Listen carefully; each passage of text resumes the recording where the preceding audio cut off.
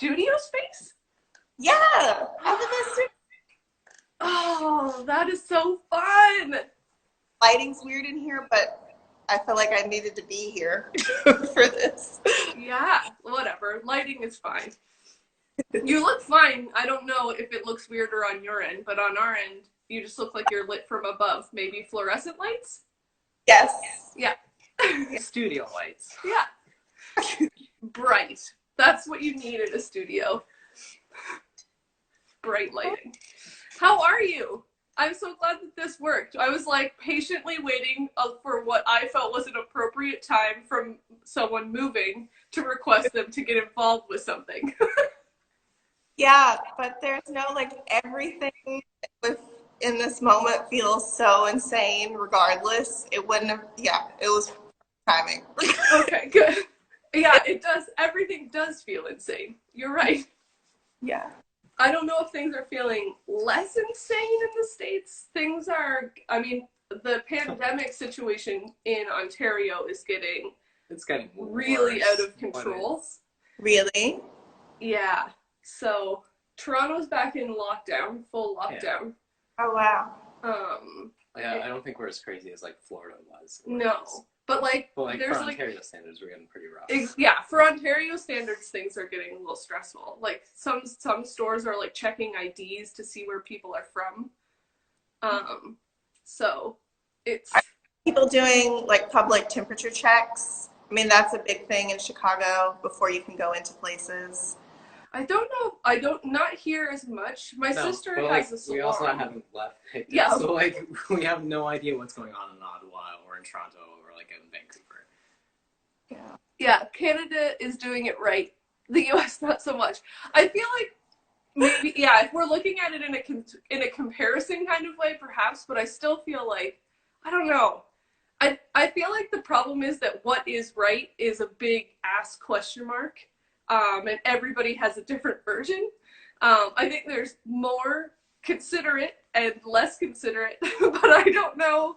It is wild, man. I don't know. It's a wild time. But you're in Chicago now. You're way closer to us. Yeah. Yeah. I've never been to Chicago. From Oklahoma before, like right before, but for a year. Yeah. So thanks so much for coming online and hanging out. We'll give you the like quick rundown of what this is, because sometimes people join that are new. Ginger says they had over 5,000 cases in LA just yesterday. Oh gosh, I just can't. It's like I can't fathom numbers anymore. They just mean nothing to me. It's like my brain is like hit a number barrier. All of Picton caught COVID yesterday.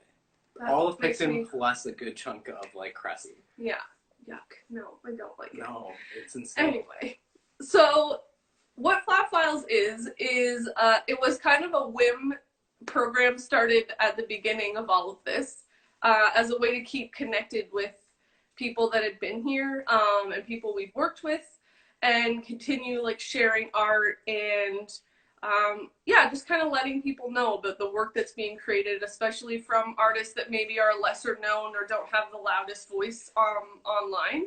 So we ask our guests to join us to talk a little bit about what their work is and what they do, and then we go back and forth in a show and tell fashion, showing artwork and talking about it. It's incredibly casual and relaxed, and then we share all of that later on our stories so that the artists that we talk about can be linked to and their profiles can be viewed, and the more work that they get to see, the better, I think.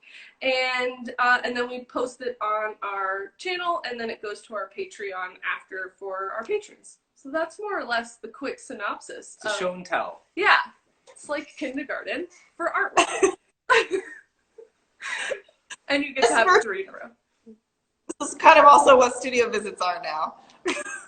Yeah, that's true. It's very true. So if you could start by introducing yourself and talking about your practice, and since we're in the studio, I don't know if we get to like see some stuff that's on the wall. That would be cool. So my name is Carmen Neely. I am predominantly a painter, but I consider myself more mixed media interdisciplinary. Even though a lot of the objects I make and work that's not painting is very much rooted in an extension of or exploration of elements of abstraction. So the work is very gestural, and I'm interested in sort of the symbolism of gesture as being a metaphor for identity, simultaneously language. And I think that they're their own sort of unique entities that carry their own histories and sort of like personality traits. And in addition to being linked to the author of those gestures. And so a lot of the work that's outside of painting has derived from me pulling out individual forms from paint and transforming them into sculptural objects, which then get translated into other material formats repeatedly, so over and over and over again. So I feel like I'm kind of accumulating this collection of gestures that exist in the world in many different versions of themselves. And that process also to me is a large metaphor for presentation of my own identity that exists in many multiple facets throughout a lifetime, or just sort of based on the demands of the different kind of like situations or people that you engage with in your life. So, yeah. Love that. I think that, I mean, it's been a while since you've been here, and I think that the like way that your work has evolved over that time has been like really beautiful to watch, because it was kind of rooted in a little bit more like a figurative place when you were here, and I think that you've really just allowed yourself to look at the marks and gestures that you make and let them be the focal point, which, I mean, I guess as like a fellow abstract painter, I really love. And yeah, I think that you have such a nice grasp for the use of space and the marks that you make, and I love that you pull them into these like sculptural forms. I just think that that's so brilliant and an interesting way to keep having that conversation about the gestures that you work with and what they mean to you in different iterations. Thank you. Yeah, and I remember, gosh, it does feel like a lifetime ago. Oh. Sure, but because I think that was before I went to grad school, or in between me doing those 2 degrees. And I do also remember getting there and immediately feeling like there was some kind of kinship between both of our like thinking about making, and but that it's funny because I was making this work that was sort of abstracted figures, but also doing a lot of like crochet forms that were dialogue with them. And now looking back, that makes a lot of sense. I think I was like always trying to make some other version of what was happening in the 2D world, but I didn't like understand what it was at the time. I have my little crochet forms from you are in my studio with me all the time. I have this little cart, and they have like existed in the cart with all of my like art inspiration love like since you were here. Oh, I love it. So even though it's been a long time, I feel like you're always kind of present in my space, which I just like, yeah. But I think that that's something really cool about the idea of like making like sculptural versions of 2D. It's like all of a sudden the weight and the power and the feeling of those marks it just changes so dramatically when you take it from something flat to something that you can lift and touch and move around, and you can feel yourself in relation to it. And the fact that you can make those things small or you can make them big as the artist then impacts like how someone perceives the gravity of that mark. Right. Which, yeah, I love that. Not that you can't do that with like paper and, you know, canvas by changing scale, but it's really different. Yeah. Yeah. I show things now. Oh my God, yes. I'm just going to turn the camera around. Okay, so I think a good place to start then is I have these series on paper that I was doing in Oklahoma And they start off as digital collages, but every element of the digital collage is taken from a previous work. So it's me like tracing lines, tracing shapes, and also embedding objects that are kind of like edited in Photoshop or Illustrator to become flattened versions of them existing as three-dimensionally.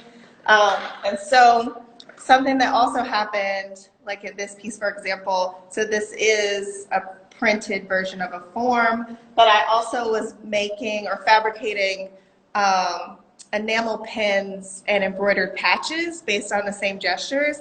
And so I don't know if you could see, I wonder, oh gosh, now I'm having like, where's my camera? Maybe can I flip it? Okay, there we go. So this is an enamel pin version of the same shape or gesture.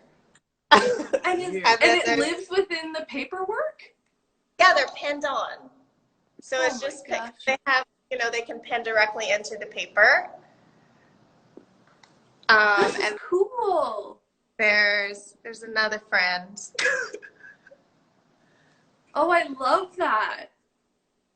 Yeah, and They're I so think it's small funny. and like,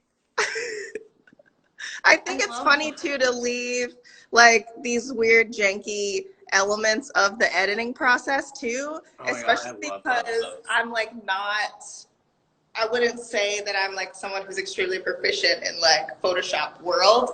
So it always feels like a really like DIY, like learning as I go process anyway. So to like make fun of that, I like to be really honest and transparent about that. I feel like is like funny, but also like I think it should be known I'm not taking myself too seriously like making these. I feel exactly the same way with screen printing because I mean, I have Procreate now, which has kind of changed my relationship with doing things digitally. But before, I also would just get, like, me and Photoshop, we're not good friends. We're, like, acquaintances at best. I'm besties. Yeah, you are besties with Photoshop. And so often I would just get so frustrated with it that I would, like, give up halfway through and then, like, draw stencils, and then things wouldn't line up properly. And I'm like, you know what? This is just, it is what it is. Registration is just not a thing that I'm going to give a shit about because it can't be my focus. So I'm like, yeah, I'm all for that. That's great. What made you think about the enamel pins? I'm like curious about that decision. So it also came out of, I mean, I'm constantly trying to think about new material formats for these gestures, but I was getting ready for a show specifically that the title of was Not a Tourist. And so also I think what's relevant is that all the titles for the works and now the shows for the past few years have come out of specific phrases that I've documented from conversations that I've had with people. And so Not a Tourist came from a conversation with somebody that I was dating briefly, and we had this moment where we were talking about being a tourist in somebody's life, where you're just kind of there and they're serving this like purpose of entertainment. Maybe like you're bored and you're with somebody just like not really to be present or be a part of their life. So, and we had this, one of us had said that like, well, I'm not a tourist here. Like I'm really here with you. And so I was thinking about that and these gestures or these other forms being reinserted back into the world of painting and simultaneously feeling like they belong but they don't belong, and what kind of like objects also carried that idea.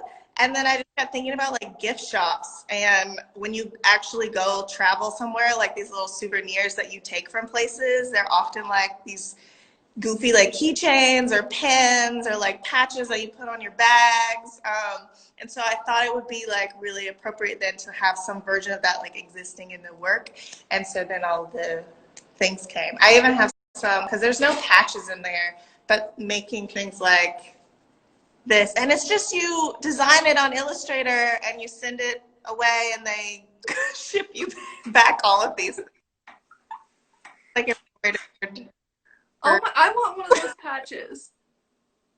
I can send you some. Those are great. I can send you patches back. I screen printed some patches. They're not as beautifully created as that, but you know, they're cute. I love that though, that idea of like, I mean, we live in like a very heavily tourist destination. So I really actually totally feel like I understand the idea of like feeling like a tourist or like a checkbox or like an anecdote in someone's story. Especially when I was a waitress. I really felt like if I like did something silly or, you know, something happened while they were at the restaurant, I was like, oh, I'm now part of the narrative of this experience of your like tourism trip. So yeah, but thinking about it with a relationship, that's such a different context, and I really, that's very kind of makes me feel weird. like no, I don't want someone in my life to feel like I'm a tourist or they're a tourist. That's hard, but I like it. And having it come into the work is really cool. Shall we do our first share? Yeah, I have a pile of stuff. Let's start with the pink one. So we're really on a kick right now of like talking about affordable art and supporting artists, especially like right now and during the holidays. So I pardon the like total dinged upness of this, but it has lived in my possession for probably many years, 15 years now, and I really look at it a lot, which is its function. So this is kind of like a Fluxkit in a way. I don't know if you know, I mean, probably you know about the Flux world and Flux kits, but just for clarity, I might as well explain it. I don't know if that was like the actual thought process behind this, but this is what my interpretation. So a Flux kit was something that came out of the Fluxus movement, which I think was like maybe 60s. I don't know. That's just a guess. Art history. I don't know. And it essentially is just like a collection of works, generally handmade, often like publications or ephemera. This says avocado time machine, if you're trying to figure out what it says. Yeah. The and it was, I mean, the Fluxes were really like anti-commercialism, anti-museum, anti like art as like, you know, high-end commodity. And so this was sort of like a way to have like almost like a mini art gallery that you could touch, that you could flip through. So it's a collection of multiple artists within one package. The Fluxes often did it in like a suitcase or like a box, but this is like a folded paper portfolio. And yeah, it's like the function of the Fluxes was that you could participate in the work. So like this time machine, for example, has instructions on it. It says like, avocado time machine, don't forget to add the banana to the flux capacitor. Otherwise, you will wind up traveling at normal rate of time, passing to the future of your avocado, therefore wasting the efforts the creator of this fine invention had in mind. Help me help you with salad, sandwich, pizza, etc. Be that much more banging than just, it's like cut, the words are cut off, so than it would have been if you had not sped up the ripening process of said gem, nature's own diamond. So, you know, whatever, some kind of silly performative time machine thing. It would say that all correctly if the camera was reversed. Yeah. We'll do that in post. But essentially, it's just this little package of a bunch of tiny objects. And I will try my best to link every artist that is in this, but this is like how they have shown all the different art and all of the different people that are involved. So there's a lot of different artists. Yeah, there's about 4 or 5 books in here. So they're like mostly little zines and the little avocado machine. I think that there was some kind of other item in this little package that I've now lost. But yeah, I think that like ultimately what I've learned a lot from Flat Files is that I am maybe just a Fluxus at heart. That like I think that art should be accessible. I think it should be affordable. I think it should, and that doesn't mean that it can't be interesting and intelligent and filled with research and insight. Yeah, there's just something that I really love about the idea of people feeling free to like touch and look and question and think it's beautiful or think it's pretty, or, you know, start to look into like what some of the insights are that the artist might be talking about. And something like this is just like a perfect example of what I love in making. Chrissy likes presents and packages, so when you open it up, it's got all these different things and components. I do so it's love not that. just one thing, it's many, many little things all comprised together. Some of it's like very loosely related, some of it is like tries to be more directly related to one another. But I think this is like the like bigger item within this. So this is number 73 out of 150. So there have been 150 of these packages made up. What is? Yeah. Okay. Cool. We don't need to flip through the whole thing, but like there's all the different artists on that sheet are in. The interior of this is just photocopied, whereas the exterior is screen printed. So yeah, so this is the first share. I just love it. Let's That's very cool. And it's, I got it. Oh, sorry. Go Was ahead. it just, was there a predetermined theme, or people just kind of like participated in whatever way they wanted? It doesn't really have a whole lot of detail. I bought this at Printed Matter in New York, which is like a really beautiful shop that has been open since the 70s. And its like sole function is to like disseminate artist books and artist publications, where like the book isn't necessarily about the artist, but it is rather the artwork, which I really like. So all it says in the like this like kind of about pamphlet is hot and cold massive .com, which is a site that doesn't exist anymore. But to be fair, they did say hardly updated at all since 2007. And then it says it's casual. Yeah, I don't really know. That's like a phrase that maybe is not something I know. Chronicles Hot and Cold #3. That's it. That's all I know about this publication. So yeah, that's our first share. So in the bottom of the package, there is a small envelope. And so when you'd open up, the book would be contained in there. And I think there's all this stuff. In this pouch would be all of like the smaller, looser, small zines. And then it would all fold up and then become this like whole little tiny kit. Yeah. That's our first share of the day. That.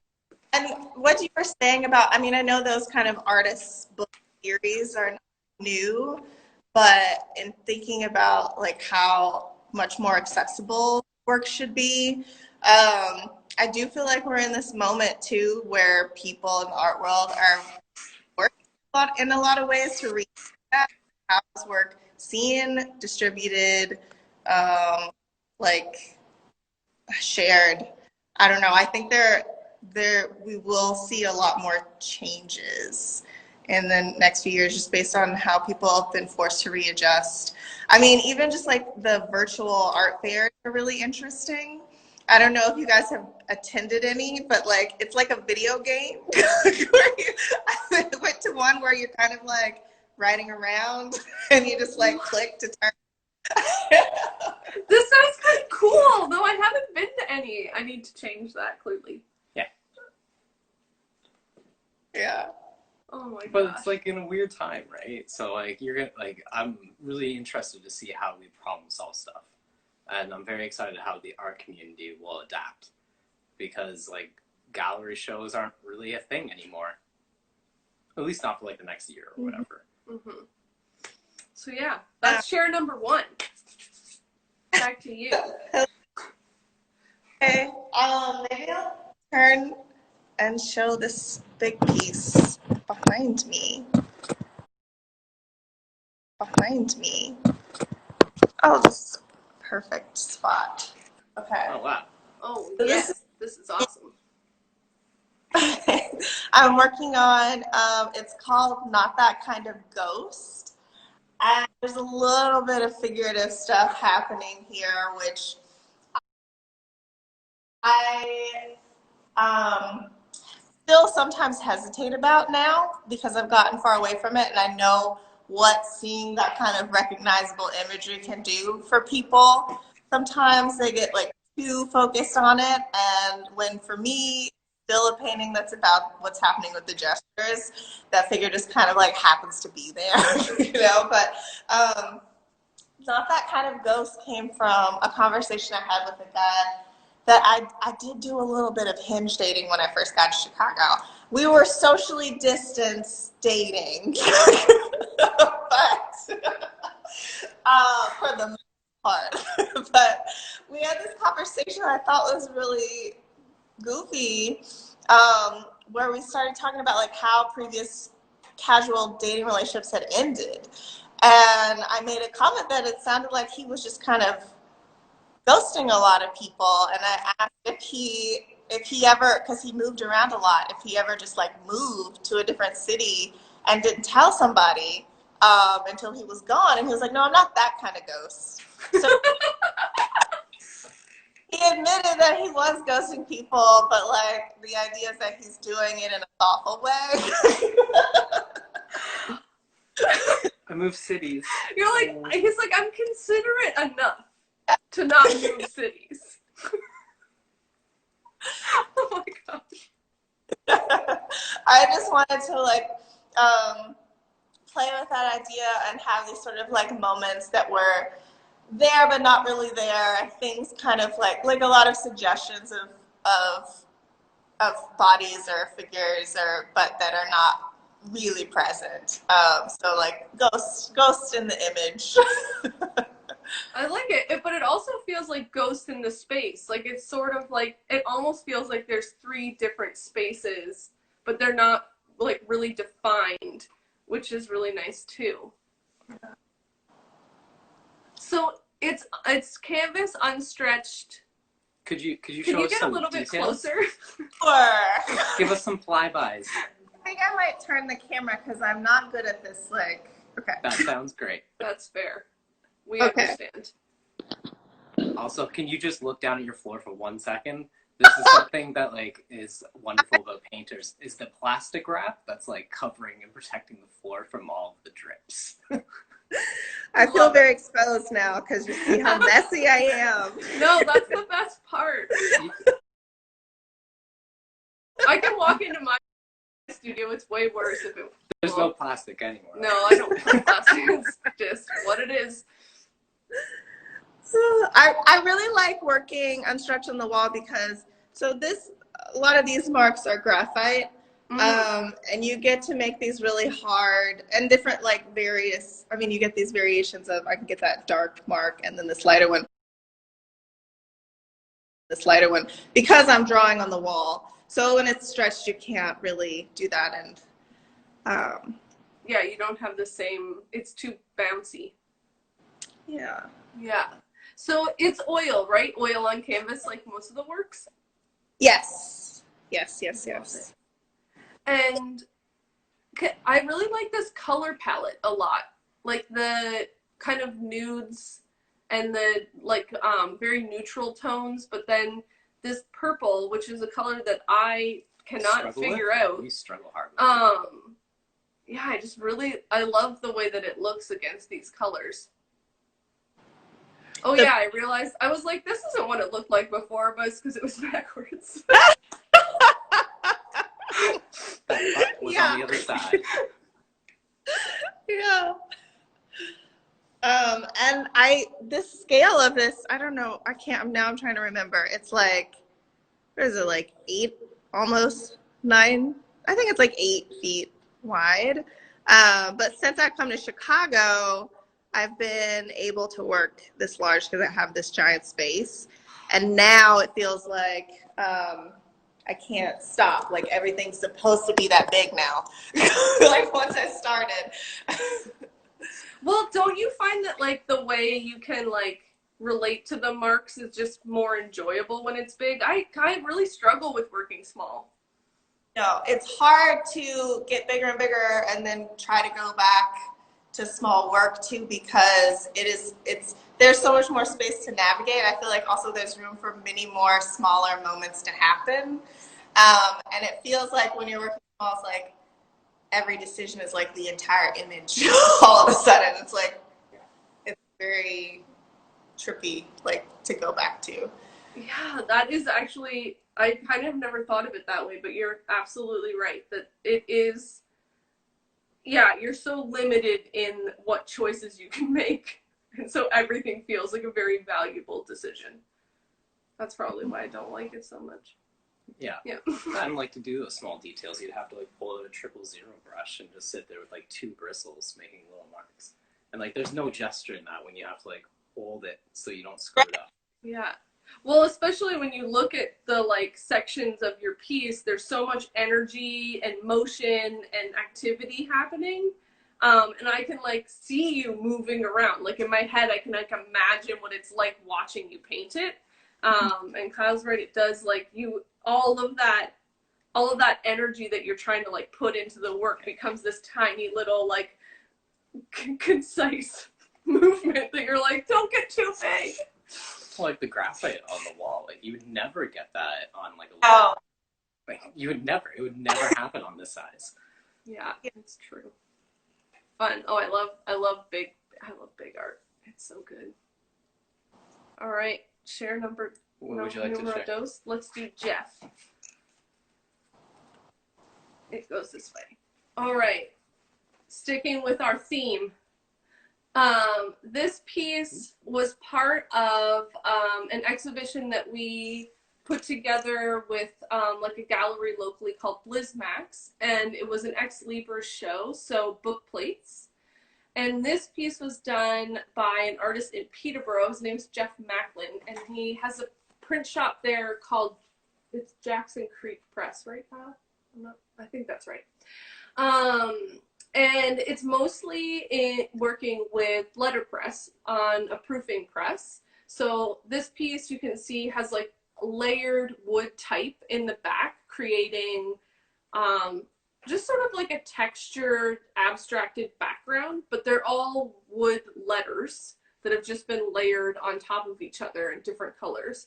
And then what I assume is a lino cut print on top, but it could be a woodcut. I don't actually know the answer to that question.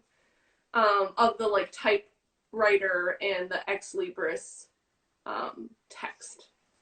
So Jeff does like design work. He also does lino block.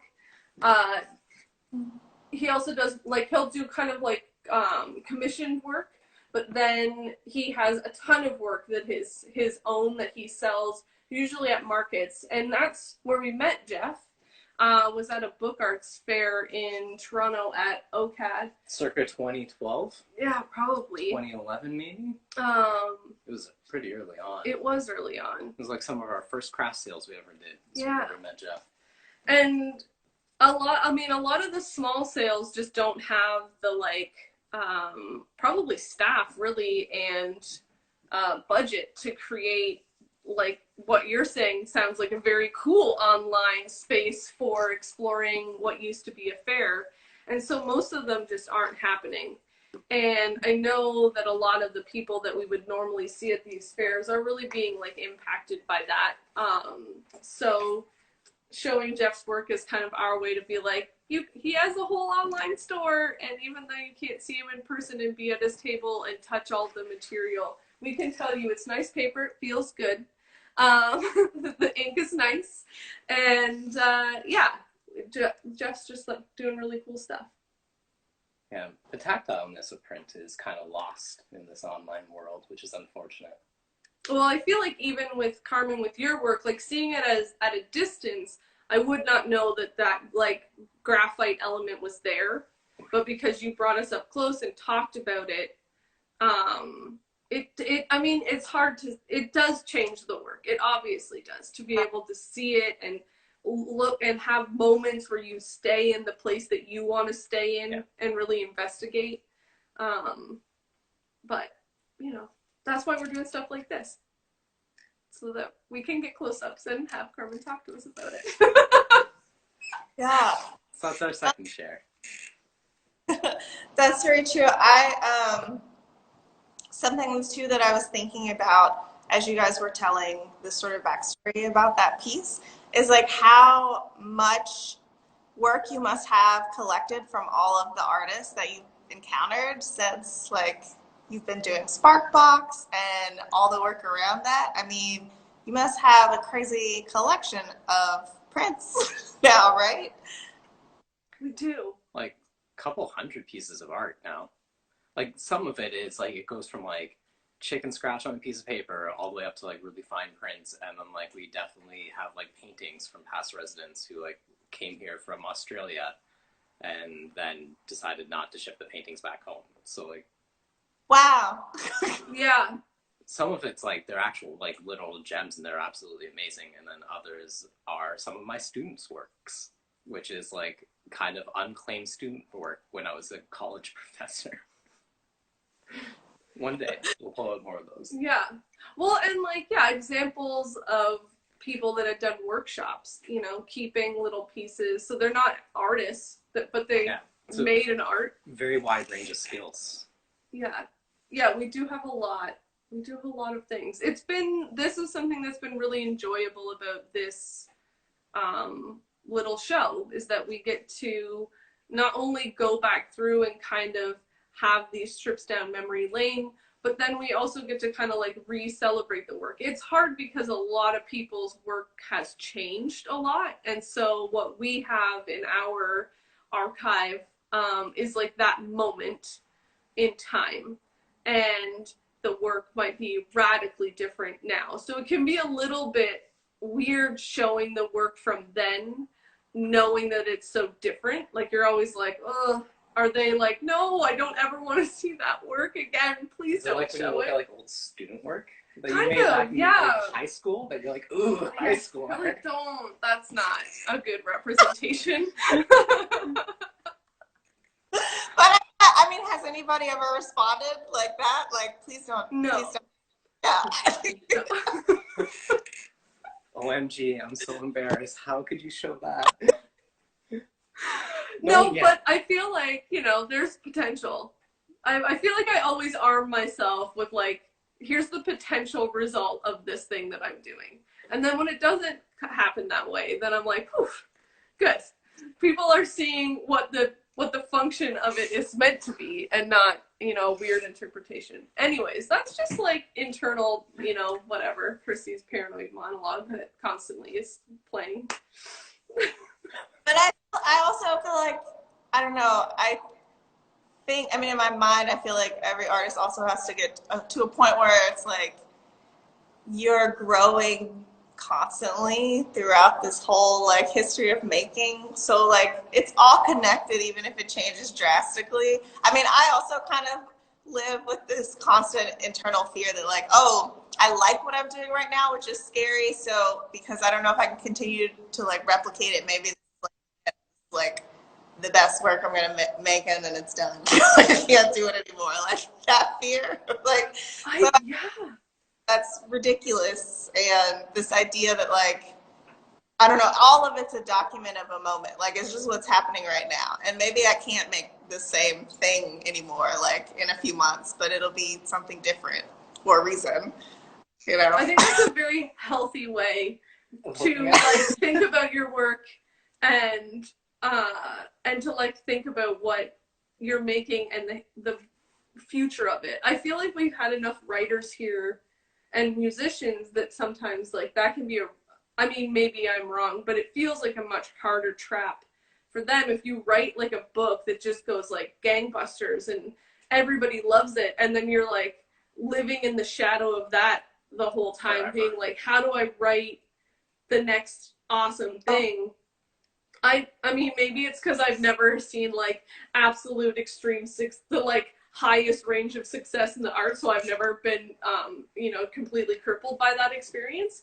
But I feel like with visual artists, or at least I personally feel like growth is really part of the journey, and I like really love that. Whereas I feel in other genres, sometimes if you make something that is commercial and viable, whoever is sort of managing you is interested in you continuing to like work in that sphere.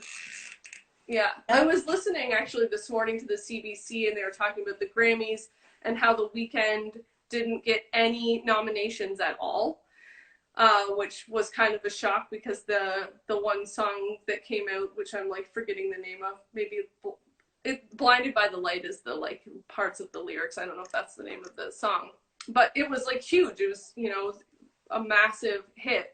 And they were talking a little bit like about how maybe it was a step too far away from what they were doing before, and so they weren't recognizing it in the same way, or maybe because it had synthesizers in it, that wasn't like the Grammys were like poo. I don't know, like something like that. I just can't even.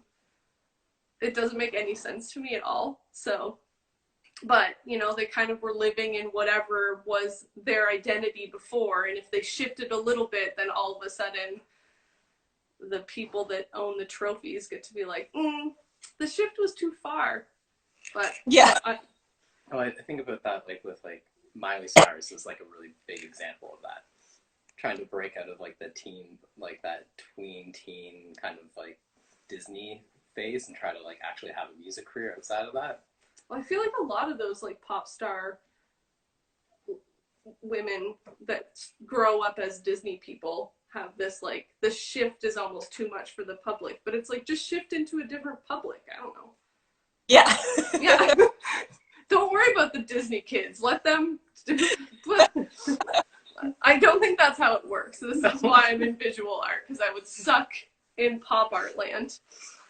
Anyway, we digress. What is the third share? Okay, I'm going to do the camera shift again, and you guys will probably see more Studio messiness. Let's see. Okay, this is a recent piece. I end up dealing with stuff that happens in my therapy sessions a lot with my paintings. Also, I'm a big advocate for therapy, and I think anybody who has access to it should give it a shot. But this piece is about anxiety, and interestingly, so it's also got a lot of marks made from drawing with graphite. But the title of the piece is Having the Anxious Thought.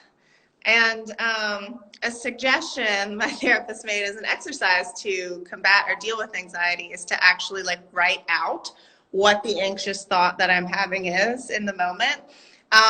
Like if I can pinpoint specifically the things that I'm like fearing or nervous about, a lot of the time they aren't really related,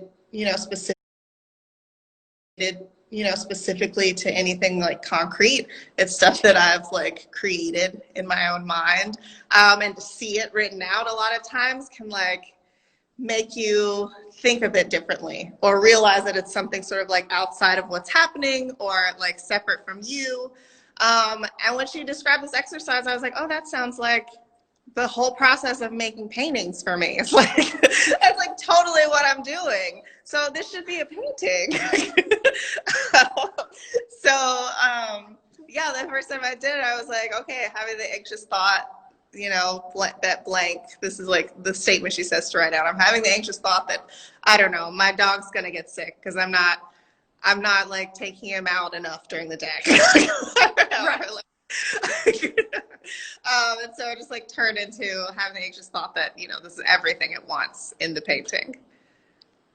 That is really cool. It feels like such a domestic space to me, this painting. I don't know why I'm reading it that way, but I really am. Which is interesting. I think it's funny that you bring up this like anxiousness that kind of surrounds your process making. This is something Chrissy has been talking a lot about in her artwork and in previous flat files, where it really feels like in painting there is this, maybe more so in painting and than in other mediums, like in a Photoshop work or something, where like you are doing this thing and it's very anxious, like it is a very anxious activity to put paint on the canvas, to like let it go somewhere, and then you just have to kind of figure out what happens. And I think that it sucks for you abstract painters because there isn't like when you paint a portrait, you know what the end goal is. But when you paint abstract, it feels like the goal is to get to that really anxious place and then somehow make it okay. Mm-hmm. Yeah. For Chrissy, it's like she will overload an image with like paint, and then she will almost like cover up 90% of it with white. That's your process. Yeah, it is a little bit.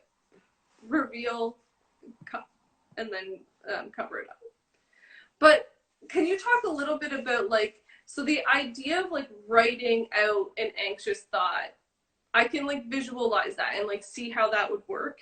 When you're painting, like, are you kind of saying whatever the thought is and then like applying paint to the surface as the, like, ritual's not the right word, but like action, I guess, instead of the writing? Like, are you still sort of thinking through it, and then but the visual representation of it is instead like a mark rather than, I mean, I guess words are just marks, but you know what I mean?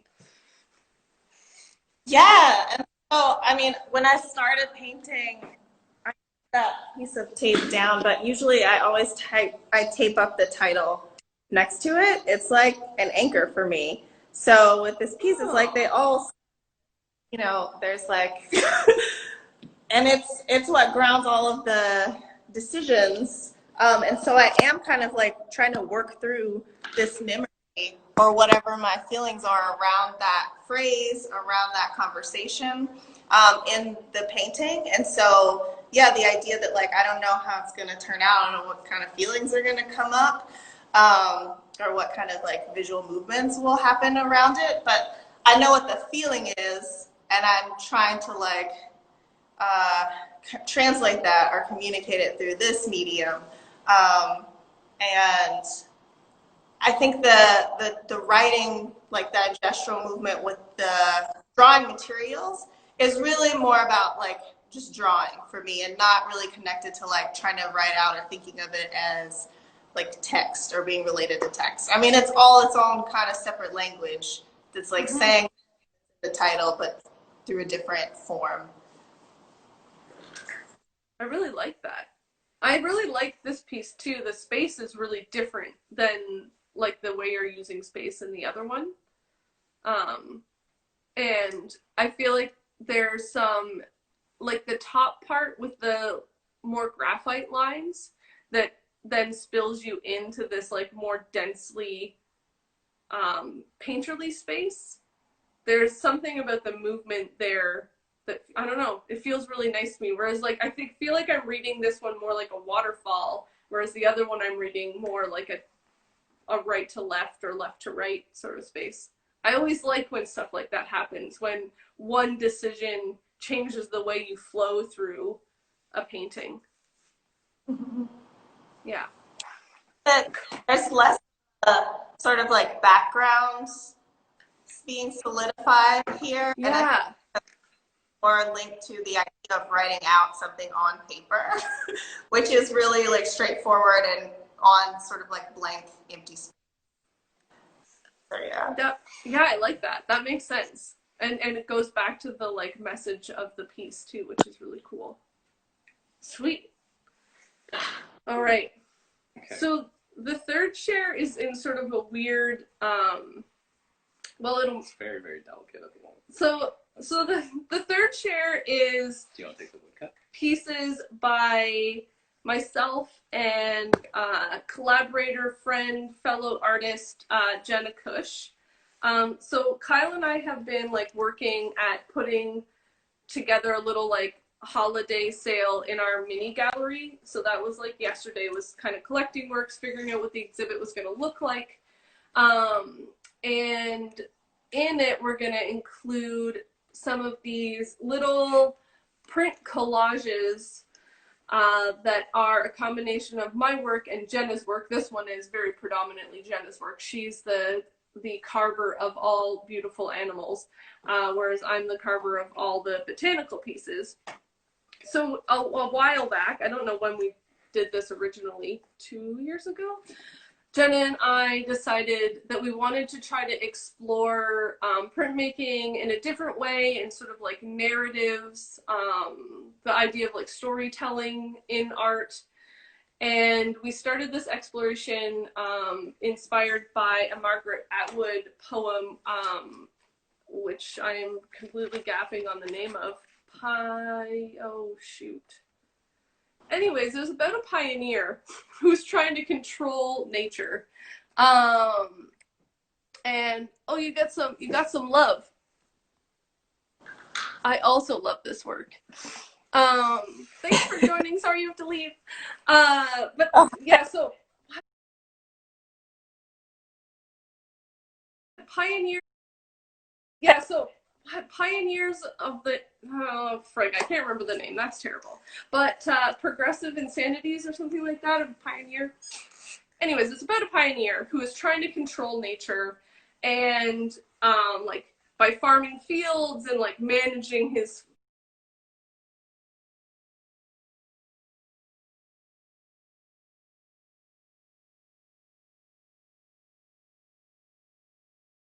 natural environment, but over time, nature takes over and it's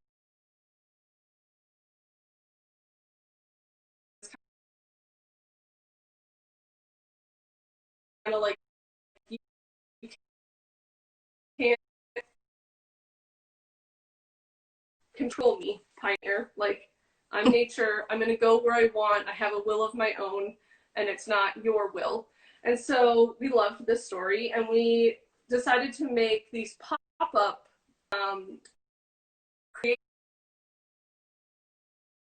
creations using woodcuts, so that when you were in the show, you would open these shutters, these like shutters to open to windows, and then like the nature would just sort of flood in at you. So little mice would come out, and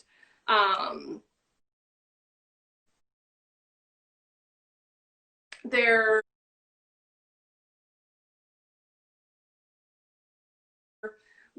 was a door, raccoons and stuff started like running in, or skunks, sorry, through the doors. And so we had all these beautiful prints that were part of this pop-up that was completely not sellable because it was like literally the size of a door and the size of a window. So we decided to create these little print collages using them. So yeah, we had all of the carved wood. So this is like what the wood cuts look like. And then some of them were all on large sheets together. So we would print like a compilation of things. So this was like one piece of wood that had the little mouse and the two moths, and it's all printed on rice paper. And then we would hand cut all the rice paper bits out, and then those would get assembled into the pop-ups or into these little prints. We've done a few of these now, and it's really, the process of making pop-up books is frustrating, but also very rewarding and lovely. And woodcut is such a fun process to work in because it's basically the opposite of painting. It's very methodical and, you know, I don't know, sort of repetitive, but in a way that's not intimidating. Other than the fact that like it's taken me a long time to learn woodcut, and Genna is like a master at it, and so that is intimidating. But yeah, just like it's just really fun, and I like that, kind of like you were saying with your paintings and then making them into sculptures or the pins or the patches. Like, how can you take this one idea and transform it into as many versions as possible? So having, you know, the installation that's more about experience, about touching, movement, playfulness, interaction, and then taking that and turning it into something that is more flat and like a traditional print. It was just a nice exploration of both of those spaces. Yeah. Yeah, that's our third share. I feel like, yeah, the dandelions, thanks. They were super difficult to carve. The drawing reminds me of dancing about architecture idea. One form doesn't always make sense to describe another. Oh, that's really interesting. I've never heard of that. Sorry, I'm just reading some of the comments because I feel like we're really far away from the phone, so everything's very small. So I'm kind of missing some of them sometimes, but I appreciate the comments. I love when people comment. Yeah, that's our third share. Little woodcuts of dandelions and squirrels and nature that are cute and fun, but we've tried to force them into being uncomfortable and invading your environment when they were in an installation. But I mean, it's also fun to make like things like mice and weeds that we think don't exist. They shouldn't exist in our lawn and we shouldn't love them and they're not beautiful. Trying to make them beautiful and enjoyable and not something to be so angry about all the time. No, I mean, when you were saying that the woodcut is kind of like the opposite of painting, it's so true that it's like such a different way of thinking. I mean, not only is everything, like the way you're adding color is like totally backwards, and thinking through like constructing the image is like, there's so many steps. But I think it's really healthy, and I appreciate the balance sometimes of like being able to work that way and then simultaneously with painting. It's almost like stretching, you know, to like muscle, because it's really helpful to get you to sort of like rethink what you're doing when you are looking at the painting work. I completely agree. I often, because I did painting and print at school, and I think part of it was because printing almost felt like relaxing compared to painting, because maybe getting the idea onto whatever plate I was working on was a little bit the same, but then there was this cycle of repetition and just precision and troubleshooting that felt more in like a technical realm than a creative realm, that felt like an escape from the struggles of, you know, putting something onto a surface and being certain that that was the right move. Yes. But you worked on some prints when you were here that were reductive, so you really do know that like layering and thinking about the carving and how that, you know, putting on top and the colors and the placement, you know, it is its own beast. It is calming sometimes, Morgan. I completely agree. I mean, sometimes it's also super annoying, but it can be very calming. Yeah. So those are our 3 shares. Yeah. Oh, thanks. It was really fun. I appreciate you to do this. Yeah. I'm so happy that you could come, and I'm glad that the move is good and you have this beautiful, well, it looks like a beautiful space to be working in, which is so nice. Super nice. And see the big work, I love so much. Thank you. Yeah. So thank you so much for coming and hanging out with us on Friday for Flat Files. Thanks, guys. Thanks everybody for watching. Have a great weekend. Bye, I guess happy Thanksgiving yesterday, or right? Yesterday, yeah.